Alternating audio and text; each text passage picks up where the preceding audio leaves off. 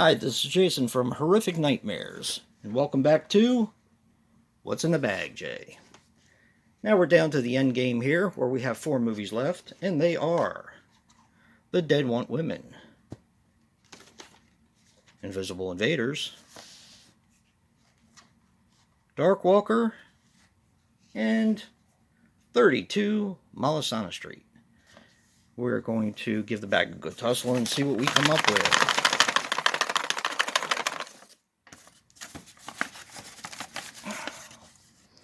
Alright, we have 32 Malasana Street. I'm going to remove that and look at what we have left. Now last year I kind of did it a little bit differently because I figured that the movies that were left I would just get to with my 31 Days of Horror in October.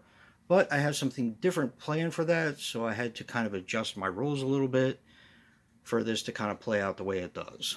So we have Dark Walker left, Invisible Invaders, and The Dead Want Women. Make sure you vote because it does matter. And like I said, if you have any suggestions of movies or something to kind of include in what's in the bag, Jay, definitely let me know. If I have it and I haven't seen it, it'll definitely go in there for next season. Right now, I'm going to go watch 32 Malasana Street and come back with a review later. Well, I'm back. I just watched 32 Malasana Street, and here are my thoughts. 32 Malasana Street, or Malasana 32, as it's also known as, is a 2020 film which runs approximately 104 minutes. Now, this is directed by Albert Pinto. He was responsible for the movie Killing God, and some shorts, and some TV. Now, this stars Begoña Vargas as Amparo. She was in the movie Centaur, The Laws of Border, and a bunch of TV. Ivan Marcos as Manolo. He was in Jaguar, Cocaine Coast, and 45 RPM. And B. Segura as Candela.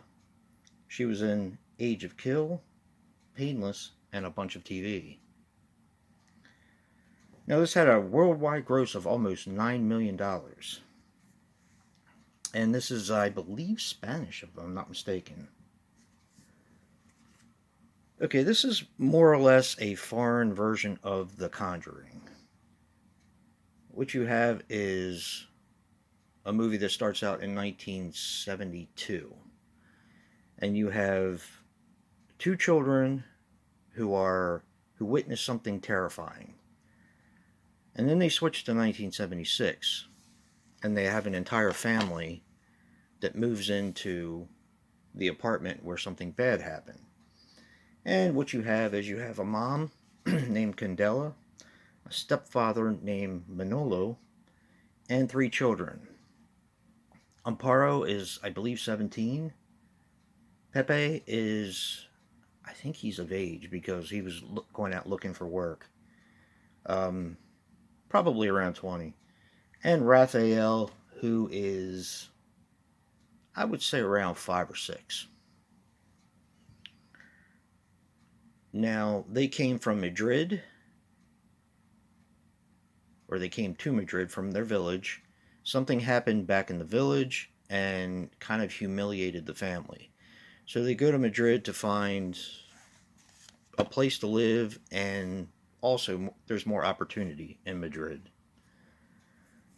The stepfather goes to work for I think it's like a truck manufacturing company, and the mom works in some kind of a department store.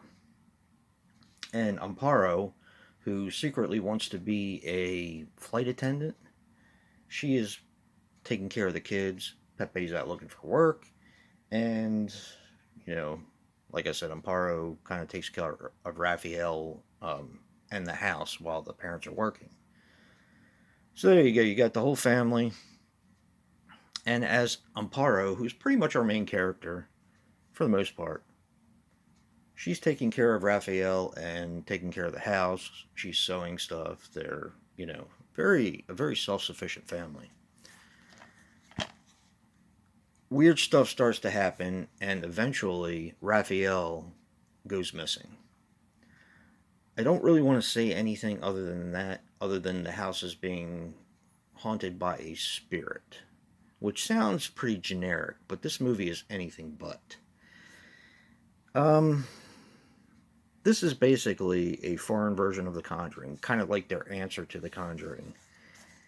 And in some ways, I think it might be a little bit better.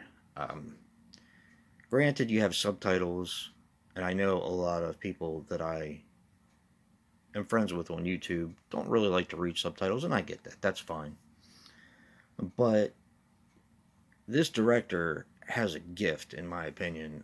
He is able to build suspense very, very well. I was up around 3 o'clock in the morning. I couldn't sleep, so I put this movie on, and there are some scenes that really creep me out in this film. He builds suspense like Alfred Hitchcock and like John Carpenter, and he does it several times without using cheap gimmicks like jump scares all the time. Yeah, I was pretty much on the edge of my seat, and this is in my opinion, a fantastic movie. I've been fairly happy with a majority of the Shudder movies that I've seen. Um, Probably going on maybe 15 now. And I've liked just about all of them. There's like one or two that didn't really impress me. One was called Host, I believe, and the other one was called Terrifier. But I plan on giving those both another watch. I understand why Host was so popular because it was made during the pandemic, but yeah, this movie is just fantastic. I can't recommend it enough.